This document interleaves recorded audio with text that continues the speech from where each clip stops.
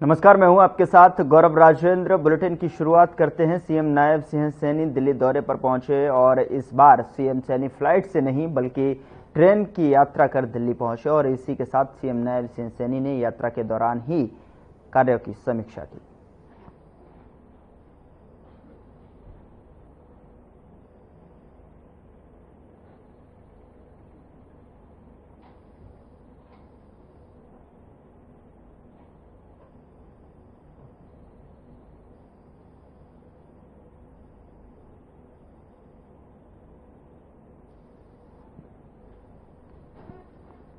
उधर सीएम नायब सिंह सैनी ने दिल्ली रवाना होने से पहले पत्रकारों से बातचीत की और उन्होंने बीजेपी के सदस्यता अभियान और जम्मू कश्मीर विधानसभा में 370 बहाली के प्रस्ताव समेत कई मुद्दों पर अपनी बात रखी। इसी के साथ उन्होंने विरोधियों पर भी निशाना साधा और सीएम सैनी ने क्या कुछ कहा, आपको सुनाते हैं। जनता पार्टी का सदस्यता अभियान हरियाणा की आज शुरुआत हुई है और उसमें मुझे भी नई सदस्यता ग्रहण हुई है और पार्टी के हमारे उच्च लीडरशिप हरियाणा भारतीय जनता पार्टी के सदस्यता अभियान के हमारे पदाधिकारी उन्होंने आज सदस्यता ग्रहण कराई है। लगभग 5 लाख सदस्य हरियाणा के अंदर बन चुके हैं। हरियाणा को 50 लाख नए सदस्य बनाने का टारगेट वो हमारे पास है और मुझे पूर्ण विश्वास है कि आने वाले समय के अंदर भारतीय जनता पार्टी की नीतियों को लोग जुड़ रहे हैं। आदरणीय प्रधानमंत्री जी के नीतियों को आज देख रहे हैं, उनके साथ जुड़े हुए हैं और भारतीय जनता पार्टी 50 लाख से ज़्यादा मेंबरशिप करेगी। आदरणीय नड्डा जी ने इसका शुभारंभ किया। हमें मात्र 1.5 महीने के अंदर पूरे देश में लगभग 10 करोड़ से ज़्यादा भारतीय जनता पार्टी के लाइव मेंबर बने हैं और हरियाणा भी गति से इसके अंदर आगे शामिल होकर के काम करेगा। आज बैठक हुई है, केंद्रीय मंत्री भी आए थे, क्या प्रोजेक्ट पे चर्चा हुई है? हालांकि उन्होंने भी बताया नहीं, देखिए उसके अंदर आदरणीय मनोहर लाल जी केंद्रीय ऊर्जा एवं शहरी आवास योजना मंत्री, अलग अलग बैठकें उसके अंदर रही। हमारे मंत्रीगण उसके अंदर बैठकों में थे और कई विषयों के ऊपर चर्चा हुई है।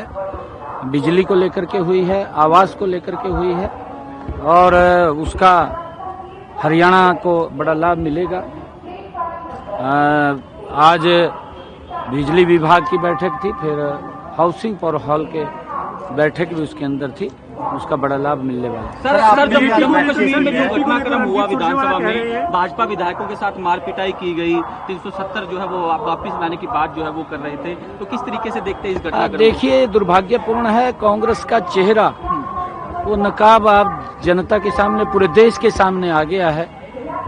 जिस जम्मू कश्मीर के अंदर जो परमट प्रथा थी, जो धारा 370 थी, जो उधर हरियाणा में 8 से 10 नवंबर तक बीजेपी का 3 दिवसीय सदस्यता अभियान शुरू हो गया है और सीएम नायब सिंह सैनी ने सदस्य के तौर पर सबसे पहले सदस्यता ली। साथ ही सभी विधायकों को ये निर्देश दिए गए कि सभी विधायक अपने क्षेत्रों में रहकर ज्यादा से ज्यादा सदस्य बनाएं। बताया जा रहा है कि प्रदेश में अभी तक 5 लाख से ज्यादा सदस्य बनाए जा चुके हैं। बीजेपी ने हर सांसद को 30,000 और विधायक को 20,000 सदस्य बनाने का लक्ष्य सौंपा है। साथ ही आपको बता दें कि सदस्यता अभियान को लेकर बीजेपी की 360 कार्यशालाएं पूरी हो चुकी हैं। देखिए, 30 वर्ष बाद नहीं, हर 6 साल के बाद नई मेंबरशिप भारतीय जनता पार्टी की होती है। जो हमारे सदस्य भी बने होते हैं वो भी रिन्यू करते हैं अपनी सदस्यता को और इसका शुभारंभ आदरणीय जगत प्रकाश नड्डा जी ने, माननीय भारत के यशस्वी प्रधानमंत्री नरेंद्र मोदी जी, हमारे दुनिया के सबसे लोकप्रिय नेता भारत के यशस्वी प्रधानमंत्री जी को इस पार्टी का सदस्यता अभियान की शुरुआत उनको सदस्य बना करके किया और ये सदस्यता अभियान पूरे देश के अंदर चला। मुझे खुशी है कि आज पूरे देश के अंदर जब ये सदस्यता अभियान की शुरुआत हुई, 10 करोड़ से ज़्यादा सदस्य बन चुके हैं और 1.5 महीने का समय है। लोगों के अंदर भारतीय जनता पार्टी के प्रति कितना क्रेज है। उधर नारनौद के हांसी रोड पर स्थित बीजेपी कार्यालय में बीजेपी कार्यकर्ताओं की एक मीटिंग हुई और इस मीटिंग की अध्यक्षता बीजेपी की प्रदेश प्रवक्ता नेहा धवन ने की। बीजेपी नेत्री नेहा धवन ने कहा कि 3 दिनों तक सदस्यता अभियान पूरे हरियाणा में बूथ स्तर पर चलेगा और नारनौद हल्का सदस्य बनाने के मामले में पूरे प्रदेश में नंबर 1 पर आएगा। उन्होंने कहा कि 50,000 सदस्य जो है बनाने का लक्ष्य है। नारनौद हल्के को मिला है और जिस तरह का जोश कार्यकर्ताओं में है उससे लगता है कि 1 लाख सदस्य नारनौद से बनेंगे। आज हम नारनौद में हमारे भारतीय जनता पार्टी के सदस्यता अभियान 2024 की शुरुआत जो हो चुकी है उसके संदर्भ में एक छोटी टोली की बैठक लेने के लिए उपस्थित हुए थे। नारनौद के चारों मंडलों के जो प्रमुख कार्यकर्ता हैं, नारनौद विधानसभा के जो प्रमुख कार्यकर्ता हैं, समाज के प्रमुख हैं, वो सब व्यक्ति यहाँ पर उपस्थित थे। भारतीय जनता पार्टी अपने तीसरी बार सदस्यता अभियान को लेकर सामने आई है। आप सब जानते हैं, हमारे लिए बहुत ही हर्ष और खुशी की बात है। तीसरी बार केंद्र में भी भारतीय जनता पार्टी का समर्थन देश की जनता ने किया और हरियाणा प्रदेश में भी भारतीय जनता पार्टी की तीसरी बार पूर्ण बहुमत की सरकार जो अभी बनाई है हरियाणा प्रदेश वासियों ने, उसके बाद उधर केंद्रीय ऊर्जा, हाउसिंग और शहरी विकास मंत्री मनोहर लाल के साथ हरियाणा सरकार की समीक्षा बैठक हुई और बैठक के बाद केंद्रीय मंत्री मनोहर लाल का बयान सामने आया है। बैठक में हरियाणा में ऊर्जा क्षेत्र में वर्तमान और भविष्य की जरूरत पर चर्चा हुई है। शहरों में बिजली ट्रांसमिशन को मजबूत करने पर जो है काम किया जाएगा। हरियाणा में पहले से भी केंद्र के इस दिशा में कई योजनाएं चल रही हैं जिसकी रिपोर्ट मांगी गई है।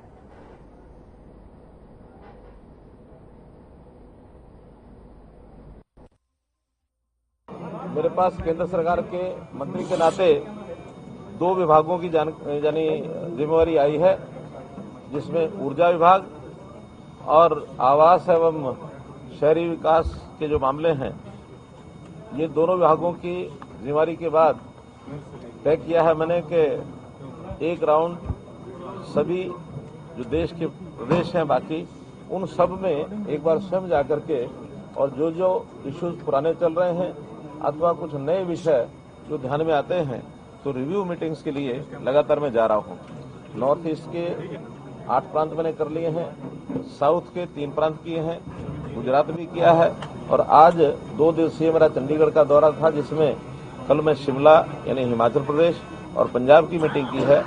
आज हरियाणा और इस दोपहर बाद चंडीगढ़ की मीटिंग होगी। तो लगातार इन मीटिंग्स में चाहे ऊर्जा विभाग है अथवा शहरी मामले हैं, उनके सबके रिव्यू किए जा रहे हैं। अभी हरियाणा की दोनों मीटिंग्स हुई हैं, जिसमें मुख्य रूप से जो पावर के यानी ऊर्जा के नाते कितनी हमारी आज की आवश्यकता है, कितनी आवश्यकता आगे होगी और उसकी उपलब्धि पावर की स्वयं की अपनी जनरेशन कितनी होगी या बाहर से कितनी आपूर्ति की जरूरत होगी, केंद्र सरकार की ओर से क्या आवश्यकताएं हैं, इन सब पर विचार कर रहे हैं। खास करके जो ट्रांसमिशन लाइन्स हैं उसकी सुदृढ़ता के लिए। उधर हरियाणा की सिंचाई एवं महिला बाल विकास मंत्री श्रुति चौधरी ने भिवानी जिला के गांव भुरटाना में आंगनबाड़ी केंद्र और भुरटाना माइनर पर चल रहे सफाई कार्य का औचक निरीक्षण किया है। साथ ही आपको बता दें कि अधिकारियों को काम का अच्छे से करने के आदेश दिए हैं और इस मौके पर उन्होंने विभिन्न अधिकारियों के साथ ग्रामीणों की बिजली, पानी, गली, सड़क निर्माण संबंधी समस्याएं सुनी, उनका मौके पर ही समाधान किया। इसके साथ ही सिंचाई मंत्री ने तोशाम विधानसभा क्षेत्र के लगभग आधा दर्जन गांवों का दौरा कर लोगों की समस्याएं भी सुनी।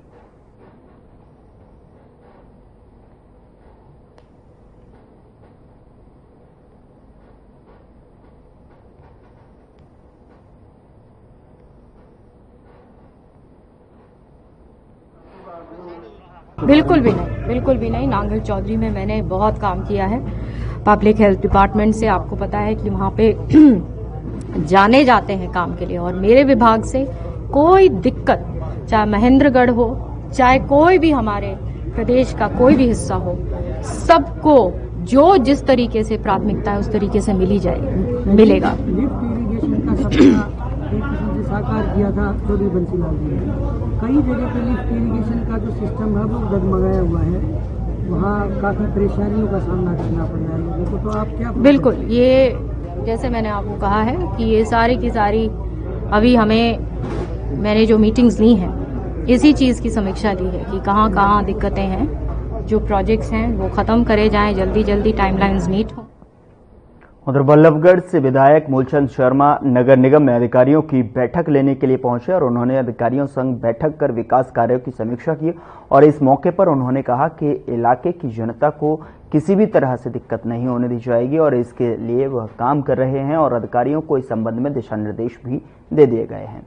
बता दें कि इस दौरान जम्मू कश्मीर में धारा 370 की वापसी को लेकर हो रहे हंगामे पर उन्होंने कहा कि देश में एक झंडा, एक संविधान और एक कानून ही रहेगा और उसे कोई नहीं हटा सकता। साथ ही उन्होंने कांग्रेस पर निशाना साधते हुए कहा कि कांग्रेस पर इन दिनों कोई काम नहीं है।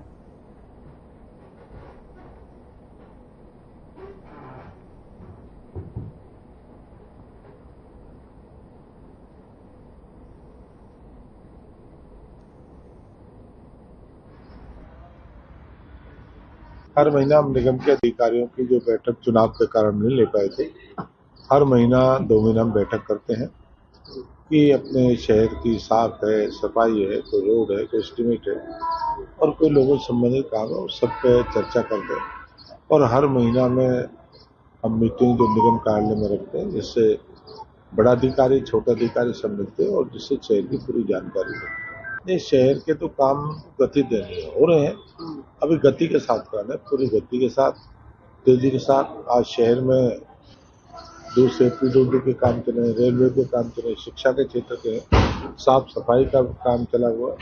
हर क्षेत्र में अनेक काम है जो लोगों से जुड़े हुए काम है, जो काम चले। उधर कांग्रेस प्रदेश अध्यक्ष उदयभान की तरफ से एक पत्र हरियाणा कांग्रेस के नेताओं और कार्यकर्ताओं को जारी किया गया है, जिसमें लिखा गया है कि कांग्रेस के संज्ञान में आया है कि हरियाणा कांग्रेस के नेता वायनाड उपचुनाव में प्रियंका गांधी के लिए चुनाव प्रचार में जाने की इच्छा रख रहे हैं। ऐसे सभी नेताओं से कहा गया है कि वे खुद चुनाव प्रचार के लिए न जाएं, पार्टी हाईकमान अपने अनुसार प्रचार के लिए नेताओं का चयन करेगा।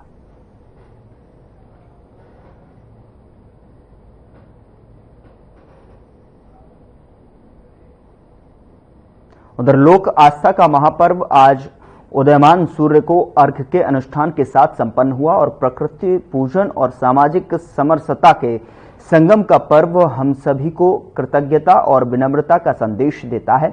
इस छठ महापर्व को लेकर बिहार के काराकाट सहित ग्रामीण और इलाकों में समृद्धि, पुत्र प्राप्ति और मंगल कामना का महापर्व विधि विधान के साथ मनाया गया। बता दें कि छठ व्रती महिलाओं ने उगते सूरज को अर्घ्य दिया और इसी के साथ महापर्व संपन्न हुआ। छठ घाटों पर देर रात से ही भक्तों की भीड़ देखी गई।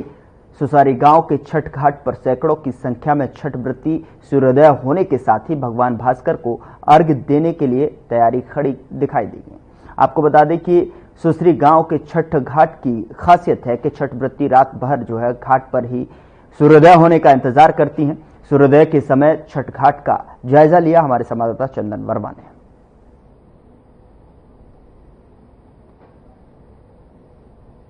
आस्था का महापर्व छठ आज पहली अर्घ है और आज के दिन जो है डूबते सूर्य को अर्घ दिया जाता है। और मैं इस वक्त की तस्वीरें बता दूं कि अभी का जो समय हो चला है वो तकरीबन 3:50 और सभी छठ व्रती जो हैं वो घाट पे आने लगी हैं। जो उनका स्थान है वो अपने स्थान पे आने लगी हैं। आप देख सकते हैं तस्वीरों में कि जितने भी छठ व्रती हैं अपने परिवारजनों के साथ छठ घाट पे आने लगी हैं और यहाँ पर डूबते सूर्य को अर्घ देंगे। हमारे साथ काराकाट के विधायक हैं अरुण सिंह, उनसे जानते हैं कि आखिर इस छठ में और बिहार का जो सबसे नामी पर्व है छठ, उसे लेकर आप क्या संदेश देना चाहेंगे आम जो बिहार की जनता है उनमें? देखिए, छठ पर्व तो बिहार का सबसे महत्वपूर्ण पर्व है और एक शक्ति का पर्व है। सुख, शांति, समृद्धि और शक्ति इस पर्व में सन्निहित है और इस रूप में इसको मनाते हैं लोग। हम लोग सुसाड़ी में हमेशा आने का काम किए हैं और इस बार भी छठ पर्व आए हैं और इसलिए तमाम छठव्रतियों को इस अवसर पर भाईचारा, समृद्धि, शांति के लिए कामना करता हूं और कोशिश यही हमारा रहेगा, क्योंकि अभी कोई भी धार्मिक आयोजन हो रहा है देश के अंदर, राज्य के अंदर, और यहाँ तक कि छठ भी, क्योंकि छठ तो हिंदू मुसलमान दोनों लोग करते हैं, मिलकर करते हैं, लेकिन इस आयोजन को भी एक धार्मिक उन्माद के रूप में देखा जा रहा है। डूबते सूर्य का जो अर्घ है वो सिर्फ सनातन धर्म में होता है और सनातन धर्म के इस छठ महापर्व में होता है। सहयोगी संजय पांडे के साथ चंदन वर्मा, सारी लोक आस्था का महापर्व इस छठ का आज अंतिम दिन है और आज उगते हुए सूर्य को अर्घ दिया जा रहा है। और ठीक आप देख सकते हैं जो छठ व्रती हैं वो जो सूप है, सूप में रखे प्रसाद को सूर्य देव की 5 बार परिक्रमा करते हैं और उनको अर्घ दिया जाता है इसी विधि से। और इस विधि को संपन्न करा रहे हैं पंडित जी। तो कहें कि जो विधि विधान से जिस तरीके से पूजा होता है वो पूरी तरह से किया जा रहा है और यही वह पर्व है जो पूर्ण रूप से स्वच्छता से मनाया जाता है। और इसकी खास जो कहें कि वह महत्व होता है, क्योंकि यह बिहार का एक महत्वपूर्ण पर्व है और बिहार से निकलकर पूरे देश में गया और देश से अब इस पर्व को स्वच्छता के साथ विदेशों में भी मनाया जा रहा है। तो पर्व के विषय में जो है कहें कि सभी लोग कहें कि जान गए हैं और इस पर्व को आस्था के साथ संपन्न रूप से कहें कि मनाते हैं जितने भी लोग हैं। कि उगते हुए कल जो है डूबते हुए सूर्य को अर्घ दिया गया, आज उगते हुए सूर्य को अर्घ दिया जा रहा है। भर दिन उपवास रखते हैं 24 घंटा, तो सूरज को अर्घ दे के फिर तोड़ते हैं व्रत। आज का पूजा संपन्न हो गया, क्या प्रार्थना रही सूर्य देव से? आज का पूजा संपन्न हो गया कि आगे भी ऐसे ही हम लोग का सूर्यदेव बरकरार रखे कि हम लोग पर्व कर सके। बिल्कुल निरोग रखे और स्वस्थ रखे और सुखी संपन्न रखे सभी को, यही सभी की प्रार्थना रहती है सूर्य देव से। तो जिस तरीके से लोगों के चेहरे पे खुशियां कहें कि झलक रही है, ये निश्चित रूप से सूर्य देव के ओर से आ रहे प्रकाश का असर है कि जिस तरीके से सूर्य चमक रहे हैं ऐसे ही लोगों के चेहरे जो है मुस्कुराहट के साथ और खुशी के साथ चमकते रहे और सभी के जीवन में खुशहाली बहाल रहे। आपको भी छठ पर्व की शुभकामनाएं। सहयोगी संजय पांडे के साथ चंदन वर्मा, सुसारी गांव। छठ का पर्व हो और छठ मैया के गीत प्रवर्ती द्वारा न गाया जाए ऐसा हो नहीं सकता है। और इसमें गाने वाले गीत एक अलग ही मनमोहक होते हैं, उनका एक अलग ही स्वर होता है। अभी जो छठ व्रती हैं और उनके जो घर के सहयोगी हैं वो छठ गीत गा रहे हैं, वो सीधे सुनाते हैं।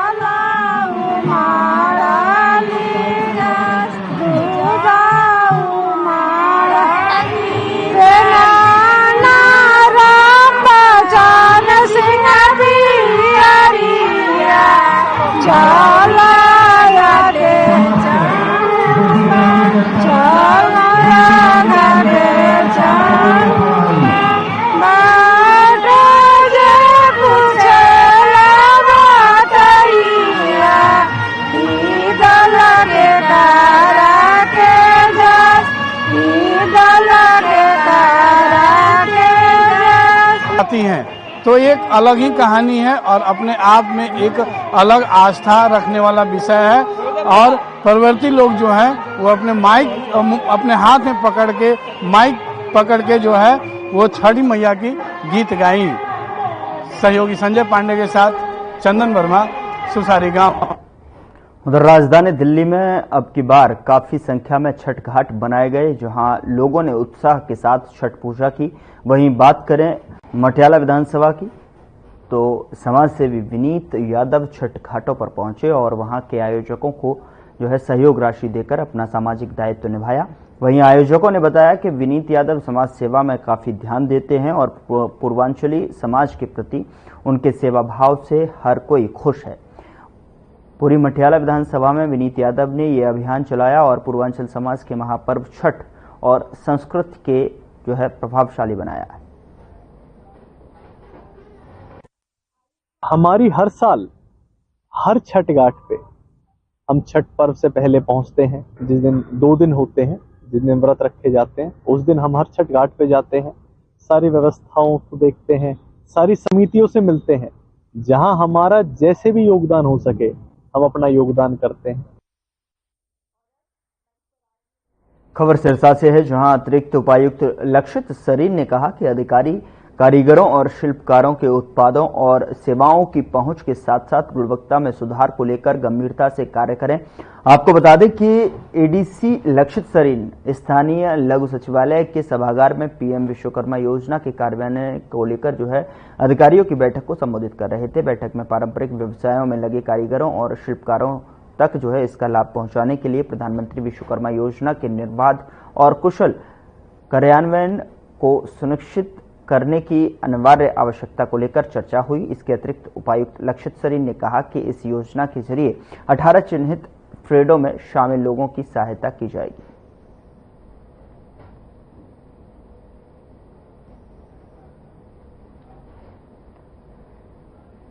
उधर रतिया में धान घोटाले की हो रही कालाबाजारी को लेकर मार्केट कमेटी विभाग अलर्ट मोड पर गुप्त सूचना के आधार पर मार्केट कमेटी सचिव नरेंद्र कुंडू ने फतेहाबाद रोड पर 7 ट्रकों को कब्जे में किया है। और आपको बता दें कि धान में चावल बिहार से लाया गया था। वहीं ट्रक ड्राइवर ने बताया कि बिहार से यहां रतिया की फॉर्म में जो है चावल में धान मंगवाए थे और साथ ही आपको बता दें कि मगर अब उन्होंने उनके नंबर ब्लॉक कर दिए हैं और फोन नहीं उठा रहे। वहीं मार्केट कमेटी के सचिव ने 7 ट्रक को जो है कब्जे में ले लिया है।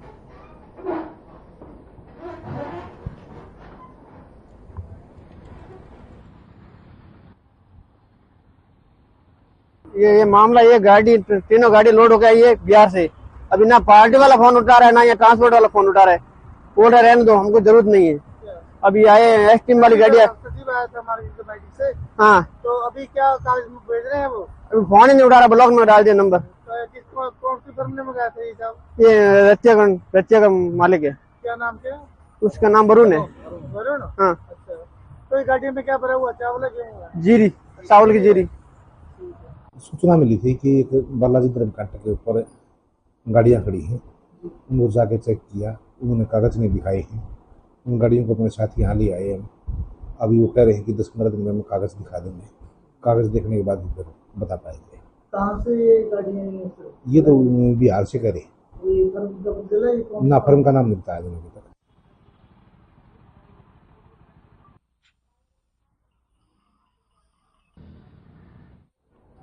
फिलहाल बुलेटिन में इतना ही। नमस्कार।